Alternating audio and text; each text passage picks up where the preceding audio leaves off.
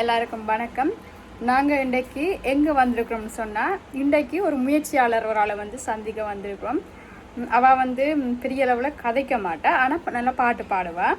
அவள் வந்து என்ன செய்கிறான்னு சொன்னால், ஆடுகள் மாடுகள் கோழி மற்றது பெரிய நாய்கள் அந்த மாதிரி வளர்த்து அந்த ஒரு விவசாயத்துறையில் வந்து நல்ல ஒரு முன்னுதாரணமாக செயற்பட்டு கொண்டிருக்கிறா. அதோட நிறைய சாதிச்சு கொண்டு வரா.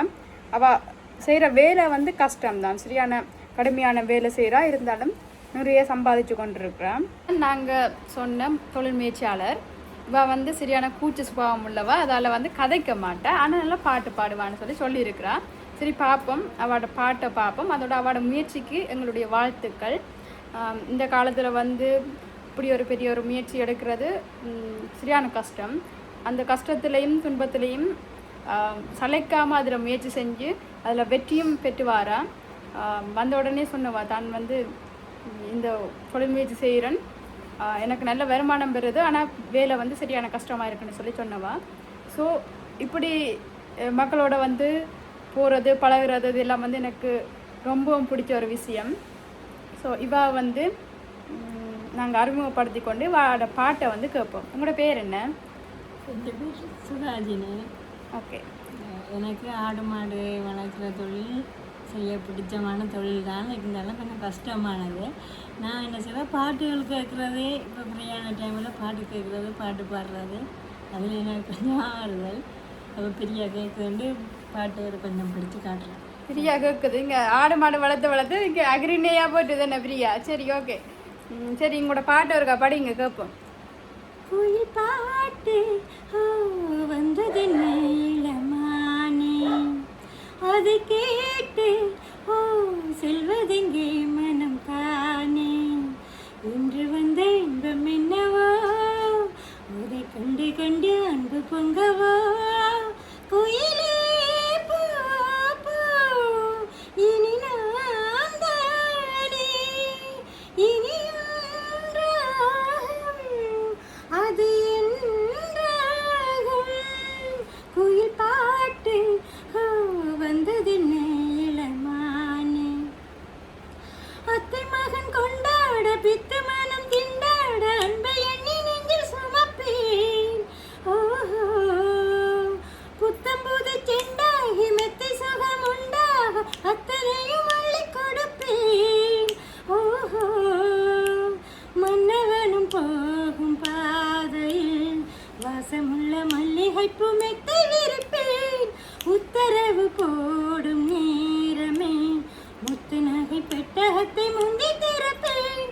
மௌனம் போனதென்று புது கீதம் பாடுதே, வாழும் ஆசையோடு அது வாசல் தேடுதே, கீதம் பாடுதே வாசல் தேடுதே, குயில் பாட்டு வந்தது இளமானே, அதை கேட்டு செல்வதெங்கே மனம் தானே. உண்மையில் வந்து மிகவும் அருமையாக இருந்தது இந்த பாட்டு, நல்லா இருந்துச்சு. நல்ல ஒரு குரல் வளம் ஒன்று உங்களுக்கு இருக்குது. அதுவும் கிள்ளச்சியில் இவ வந்து கிள்ளச்சி கனகபுரத்தில் வந்து இருக்கிறான். நிறைய காலமாக வந்து இவாவை நாங்கள் பார்த்து கொண்டிருக்கோம். இப்போ ஆரம்பத்தில் இருந்த காலத்திலேருந்து இப்போ இருக்கிறதுக்கும் நிறைய வித்தியாசத்தை பார்க்குறோம். ஆரம்பத்துலேருந்து சிறிய கஷ்டப்பட்டு கொஞ்சம் கொஞ்சமாக படிப்படியாக முன்னேறி வந்தவா இப்போ ஒரு நல்ல ஒரு கட்டத்துக்கு வந்திருக்கிறா. இப்போ ஆடுகள் நான் அதில் வீடியோ போட்டது வந்து கொஞ்சம் ஆடுகள்லாம், நான் மிச்சமெல்லாம் வெளியில் போயிட்டு ஆமாம் மாடும் வெளியில் போயிட்டு. உண்மையாக வந்து இந்த பாட்டு நல்லா இருந்தது. எங்களுக்கான இன்னொரு பாட்டு நேயர் விருப்பம். ரோசாப்பூ சின்ன ரோசாப்பூ உன் பேரே சொல்லு, ரோசாப்பூ ரோசாப்பூ சின்ன ரோசாப்பூ உன் பேரே சொல்லு, ரோசாப்பூ காற்றில் ஆடும் தனியாக உன் பாட்டில் மட்டும் துணையாக, ரோசாப்பூ சின்ன ரோசாப்பூ உன் பேரே சொல்லும், ரோசாப்பூ கண்ணாடி பார்க்கையில அங்க முன்னாடி மோகந்தான், கண்மூடி தூங்கையில காணும் கனவு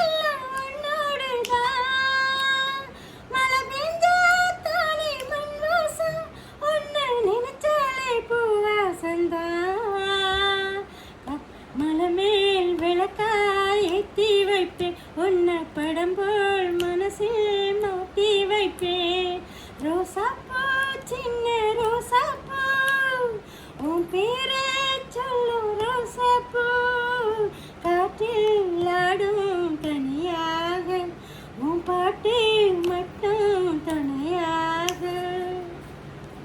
ரெண்டாவது பாட்டு படிச்சிட்டீங்க.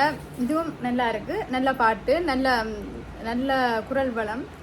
உண்மையில வந்து பாராட்டப்பட வேண்டிய விஷயம். இவ்வாறான திறமைசாலிகள் எல்லாம் வெளியில் நாங்கள் கொண்டு வரணும்னு சொல்லித்தான் நாங்களும் முயற்சி செஞ்சு கொண்டு வரோம்.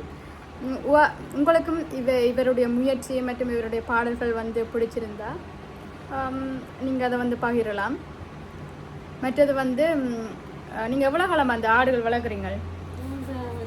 5 வருஷமா அந்த ஆடு ஆரம்பத்தில் இப்படி நிறைய ஆடு தான் வாங்கினீங்களா இல்லாட்டிங்க? 2 ஆடு தான் வாங்கினது. இப்போ 40 ஆட்டுக்கு மேலே வந்து விற்று கொண்டே இருக்கேன். 2 ஆடு வாங்கி 40 ஆட்டுக்கு மேலே விற்று கொண்டு இருக்கேன். இது மாடம் ஒரு கண்டு வாங்கினது. இப்போ 6-7 மாடம் இருக்கு. அப்போ ஒரு பெரிய ஒரு காலம் வந்து இதுக்கு பிடிச்சிருக்கு. இது இந்த வளர்ச்சிக்கு வந்து பெரிய ஒரு காலம், நீண்ட ஒரு காலம் வந்து பிடிச்சிருக்கு. உண்மையில வந்து இந்த முயற்சிக்கு வந்து அதிகமாக எங்களுடைய மனித உழைப்பும் நேரமும் வந்து தேவைப்படுது. அப்போ அவள் வந்து ஒரு 5-6 வருஷமாக சரியான முறையில் வந்து படிப்படியாக வளர்ந்து வந்த ஒரு ஆள் தான். ஒரே நாளில் வந்து வரையில் படிப்படியாக முயற்சி செய்து வந்த ஒரு ஆள் தான். நீங்களும் இதே மாதிரி முயற்சிகளை வந்து எடுத்து முன்னுக்கு வரணும்னு சொன்னால் அது சார்ந்த ஏற்கனவே அனுபவசாலிகளோட பேசி கதைச்சி இந்த முயற்சிகளை எடுத்து முன்னுக்கு நீங்களும் பெறலாம். மற்றது இப்போ உங்களுக்கு வருமானம் என்ன மாதிரி இருக்குது? ஆரம்பத்தில் எப்படி இருந்தது? ஆரம்பத்தில் முதல் சின்ன கண்டா இருந்தால் அப்படி வளர்த்ததுன்னா வருமானங்கள் இல்லை. இப்போ 2 வருஷத்துக்கு பிறகு அது கண்டு போட்டு அப்புறம் அதுக்கு இந்த தீவனத்துக்குரிய இதெல்லாம் பால் வந்துடும், நாங்களும் குடிக்கலாம் வீட்டில். பிறகு மேலதிகமாக இருக்கிறத விற்று அப்படி பிறகு எனக்கு தொடர்ச்சியாக எல்லாம் பசுக்கண்டுகள் போட்டது. அதுண்ட கண்டு பசுக்கண்டு அப்படியே போட்டு தான் மாட்டு டக்கண்டு ஒரு 5-6 மாடக்குரிய இடத்துல வந்துட்டு. அதே மாதிரி ஆடுகள் இப்போ எங்களோட ஆடெல்லாம் ஒவ்வொரு ஆடும் 4 குட்டி அப்படி போடும். நான் அதை பராமரிக்கிறது அப்படி அது வரைக்கும் நிறைய சாப்பாடு வடையெல்லாம் கொடுத்து தான் பிறகு நான் மற்ற வேலை பார்ப்பேன். சாப்பாடு தண்ணி குறைவு இல்லாமல் வச்சா அது குட்டி போடுற வீதங்களும் கூடவா இருக்கும். சும்மா கட்டி வச்சுட்டு என்னவோ தானோண்ட வளர்த்தா அதில் நாங்கள் இதுகள் வருமானங்களை ஈட்டிக்கொள்ளலாது. அப்போ 4 செல்லும். சில பேரெல்லாம் ஆடு வளர்க்கினா குட்டி போடலாம், ஒரு குட்டி போட்டு சேர்த்துட்டேன்னு பார்த்தா அவன் வளர்ப்பு முறைகள் பிள்ளை. நாங்கள் அப்படி எங்களோட ஆடுகளை நான் வந்து பார்த்துட்டு உங்களுக்கு என்னென்ன இப்படி 4 குட்டி போடுறதுலாம் கேட்குறாவே நான் பார்க்குறது. ஏன்னா வீட்டில் பிள்ளைகள் ஐயோது ஆடு மாட்டோடையே நிற்கிறீங்க. நான் முழு நேரமாக கூடுதலாக அதையோடைய மெனக்கட்ட அப்படி பார்க்குறேன். புல்லுகள் வெட்டி போடுறது, அப்புறம் மேலதிகாரத்தின் மேசு அழகெல்லாம் மாடுகளுக்கு வைக்கிறது. அப்படியே அது சந்தோஷமாக இருக்குது. அதில் பார்க்க எனக்கு ஒரு சந்தோஷமாக இருக்கும். ஆனால் கஷ்டப்படுறதுக்குரிய வருமானங்களும் வந்துருக்கு. இப்போ வெட்டினரியால் கால்நடை ஆஃபீஸெல்லாம் வந்து பார்த்துட்டு சரியான ஒரு முயற்சியாளர் ஒரு சின்ன ஒரு கொட்டைக்கு எனக்கு ஒரு அரைவாசி காசு அப்படி தந்தது. இப்போ ஒரு 2 லட்சம் ரூபாய்க்குரிய கொட்டைக்கு 1 லட்சம் ரூபா தந்தாங்க. மாடுகள் நிறைய வளர்க்குறாது இப்படி போடுங்காண்டு அப்படியான உதவிகளும் இந்த அப்படி செய்திருக்கு. நம்ம வந்து பார்த்துட்டேன்னா நான் தனியாக தானே ரெண்டு அதை பார்த்து கட்டி அதை பார்த்து இல்லாமல் ஃபுல்லாகவே மாட்டு வேலைகள் என்னோட.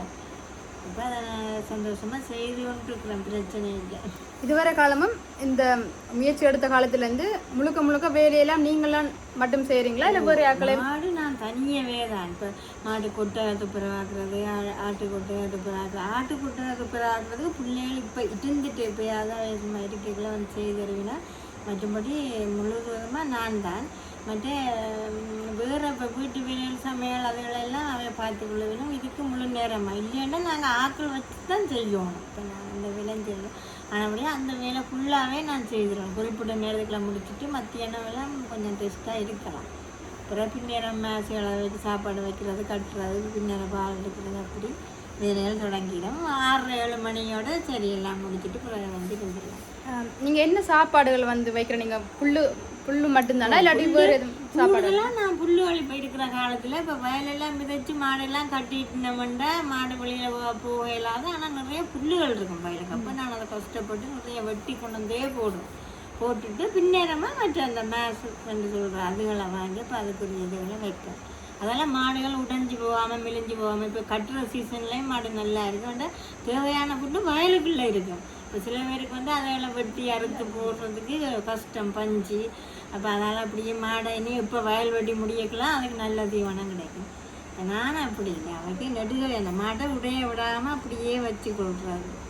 தனியாக வந்து ஒரு வளர்க்குறது மட்டும் இல்லாமல் அதை சரியான முறையில் கவனிச்சா மட்டும்தான் அதுக்குரிய பலனை வந்து அனுபவிக்க முடியும். இப்போ அவைக்கு வருத்தங்கள் அது இதுண்டா உடனே ஃபோன் பண்ணி கூப்பிட்டு அதுக்குரிய ட்ரீட்மெண்ட் எல்லாம் செய்யணும். காசுகளை பார்க்காம செய்தால் தான் அவையும் ஆரோக்கியமாக இருப்பினா எங்களுக்கு முதலாக வந்து சரி. எடுத்த உடனே கதைக்க மாட்டேன்னு சொன்னவங்க நிறைய கதைக்கிறா பாருங்க. சரி, இப்போ ஒரு பாட்டு ஒன்று முடிப்போமே. ஒரு ஒரு பாட்டு சின்ன ஒரு பாட்டு மட்டும் படிச்சு விடுங்க. ஒரு நாள் முனை மறவாத இனிவான வரம் வேண்டும். சின்ன ஒரு பாட்டு டக்குன்னு படிச்சு முடிச்சுடுவோம். உன் பார்வையில் ஆயிரம் கவிதை நான் எழுதினேன் காற்றில் நானே. உன் பார்வையில் ஆயிரம் கவிதை நான் எழுதினேன் காற்றில் நானே. நிதமும் உன்னை நினைக்கிறேன், நினைவினாலே அணைக்கிறேன். உன் பார்வையில் ஆயிரம் கவிதை நான் எழுதினேன் காற்றில் நானே. தேங்க்யூ. ஓகே, நன்றி. இதோட இந்த வீடியோ முடித்து கொள்ளலாம். நன்றி எல்லாருக்கும். சிறிதாக, அதாவது 0விலிருந்து முன்னுக்கு வந்த ஒரு முயற்சியாளரை தான் நாங்கள் இந்த வீடியோவில் பார்த்து நாங்கள். இதுதான் அவட ஆட்டுக்கொட்டகை.